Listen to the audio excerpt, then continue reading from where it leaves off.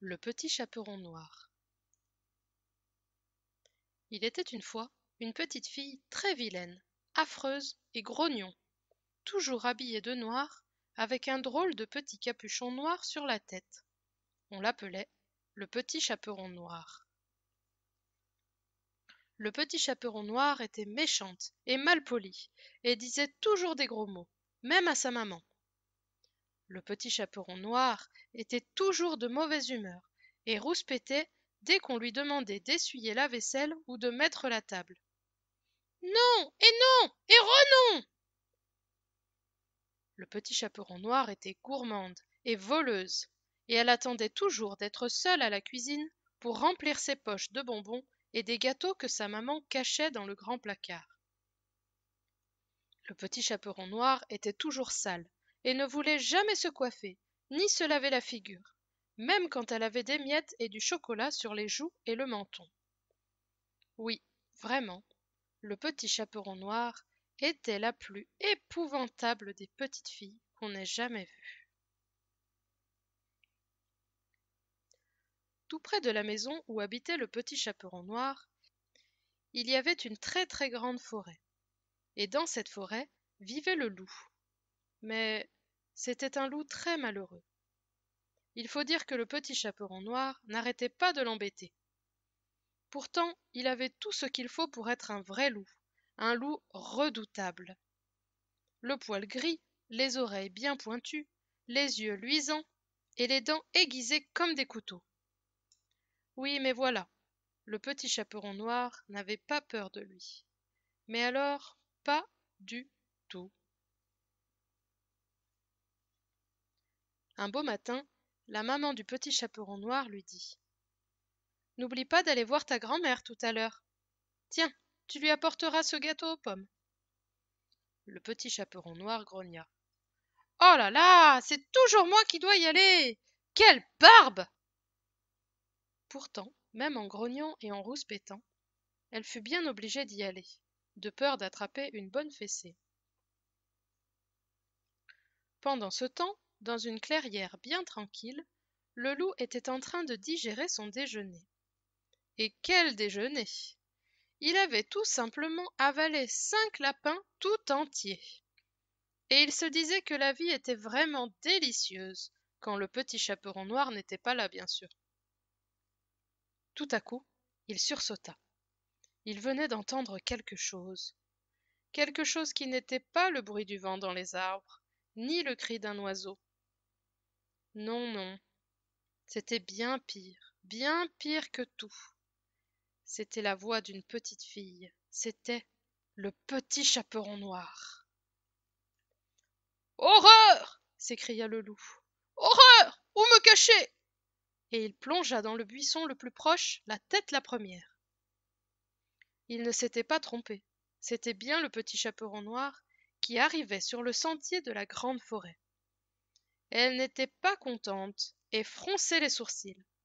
Elle donnait de grands coups de pied dans les fleurs du chemin et criait: Quelle barbe! Non mais quelle barbe!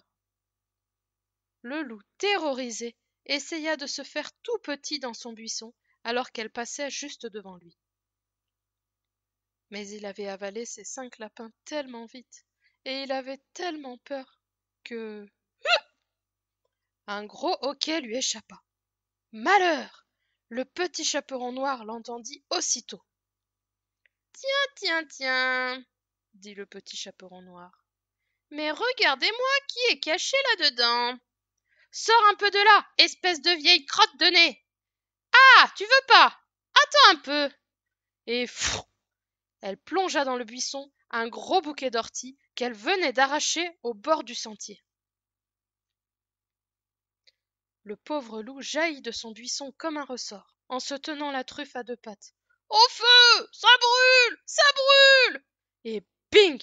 Il reçut sur la tête un gros caillou que le petit chaperon noir venait de lui envoyer au lance-pierre. Et enfin, pic, pic, pic! 3 fléchettes dans les fesses. Aïe! Ouille! Ouille! Criait le loup. Bien fait, chantait le petit chaperon noir en tapant des mains. Tu n'es qu'une vieille poubelle, une chaussette trouée, une croûte de fromage! Ouh, le vilain loup! Ouh, qu'il est bête! Ouh, qu'il est moche! Le loup ne supportait pas qu'on se moque de lui. Lui, l'animal le plus méchant de toute la forêt. Lui qui faisait peur à tout le monde. Enfin, presque à tout le monde. Tout le monde sauf le petit chaperon noir.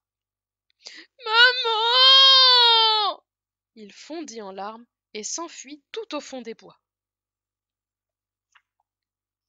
Resté seul, le petit chaperon noir haussa les épaules. Ah là là, décidément, ce loup n'est qu'un rien du tout, grogna-t-elle. Il pleure comme une fille. Bon, assez rigolé. Passons un peu aux choses sérieuses.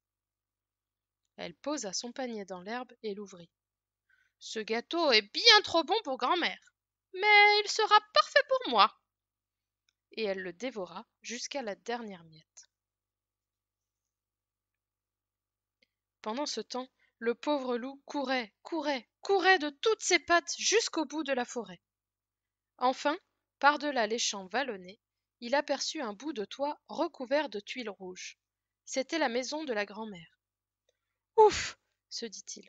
Je suis arrivé le premier! Et il sonna à la porte. Qui est là? Demanda une petite voix, toute vieille et chevrotante. C'est moi, le loup! Vite, ouvrez-moi, grand-mère! Tu peux entrer, ce n'est pas fermé à clé, répondit la grand-mère. Dès qu'il fut dans la maison, le loup se jeta en sanglotant au pied du lit de la grand-mère, la truffe enfouie dans la couverture. Allons, allons, le loup, dit la grand-mère. Qu'est-ce qui te fait donc pleurer comme ça? Bouh! J'en ai assez, répondit le loup entre deux hoquets.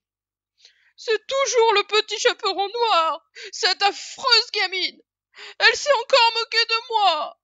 Elle m'a traité de tous les noms, même de vieille crotte de nez. Vous vous rendez compte? J'ai même eu droit aux orties sur la truffe, aux cailloux sur la tête et aux fléchettes dans les fesses. Ça ne peut plus durer. Elle fait de moi un loup ridicule. Je sais, mon pauvre loup, soupira la grand-mère. Si tu savais tout ce qu'elle me fait à moi aussi. Elle entre sans sonner, en donnant un grand coup de pied dans la porte, et elle me dit « Salut, vieille mémé! Tiens, j'ai un bon gâteau pour toi dans mon panier. » Et elle vide toutes les miettes dans mon lit. Tu as raison, ça ne peut plus durer. Que pouvons-nous faire? Être encore plus méchant qu'elle, s'écria le loup. À deux, on y arrivera. La grand-mère secoua la tête. Elle avait un drôle de petit sourire. Non, non, ça ne serait pas bien, et ça la rendrait encore plus épouvantable. Au contraire, soyons doux comme des agneaux. Et surtout, faisons comme si elle était gentille. Tout à coup, on entendit un gros « Boum !» dans la porte d'entrée. Et d'un coup de pied, le petit chaperon noir entra et cria « Salut, espèce de vieille mémé !» Elle attendit, comme d'habitude, que sa grand-mère se mette à pleurer et lui dise « Comme tu me parles mal !» Mais non, sa grand-mère la regardait et lui souriait. Un peu surprise, le petit chaperon noir tourna la tête et aperçut le loup assis à côté de lui. « Tiens, t'es déjà là, toi, vieux poisson pourri !» Le loup lui fit, lui aussi, un grand sourire et prit sa voix la plus douce. « Vieux poisson pourri, » répéta-t-il. « Comme c'est charmant. J'adore ce petit nom. Il est très doux, n'est-ce pas, grand-mère? » Absolument ravissant, dit la grand-mère. Le petit chaperon noir en lâcha son panier, et elle resta plantée là, debout, la bouche ouverte, et l'air très bête. Mais enfin, dit-elle, tu ne peux pas aimer ce nom, c'est un nom horrible. Le loup souriait toujours. Non, je ne trouve pas, répondit-il d'une voix encore plus gentille. Vraiment, je l'aime beaucoup, ce nom. Il me fait penser au printemps. Au printemps? Mais enfin, le printemps, ça sent bon. Et le poisson pourri, ça sent très, très, très mauvais.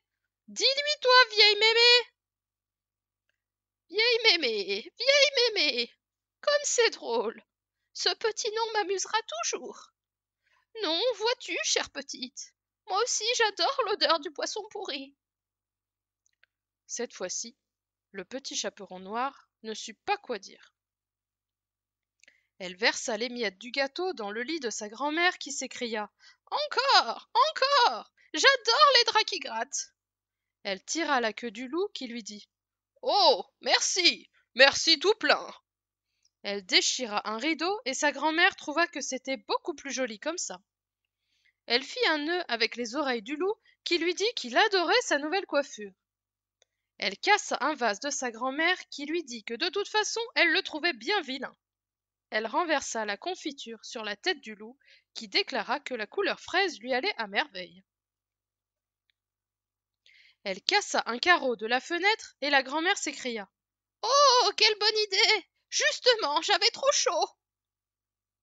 Au bout d'une heure, épuisée d'avoir essayé d'être la plus méchante du monde, le petit chaperon noir tomba assis par terre devant le loup et la grand-mère, qui souriaient toujours. Et elle se mit à pleurer. Le loup et la grand-mère ne la consolèrent pas, bien sûr.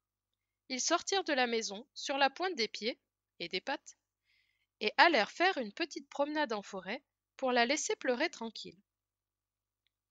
Quand ils revinrent, le parquet était balayé à fond, le lit de la grand-mère était nettoyé et bien refait, et le petit chaperon noir était en train de recoudre le rideau. Bien entendu, le loup et la grand-mère ne dirent rien, absolument rien. Ils allèrent s'installer à la cuisine, prendre un thé et des petits gâteaux secs, ce qu'ils faisaient tous les jeudis. Depuis ce jour, le petit chaperon noir n'est plus méchante du tout. Et surtout, elle n'ose plus se moquer du loup, car à présent qu'elle est devenue gentille, peut-être bien qu'il essaiera de l'attraper, cette fois-ci, pour lui croquer une fesse.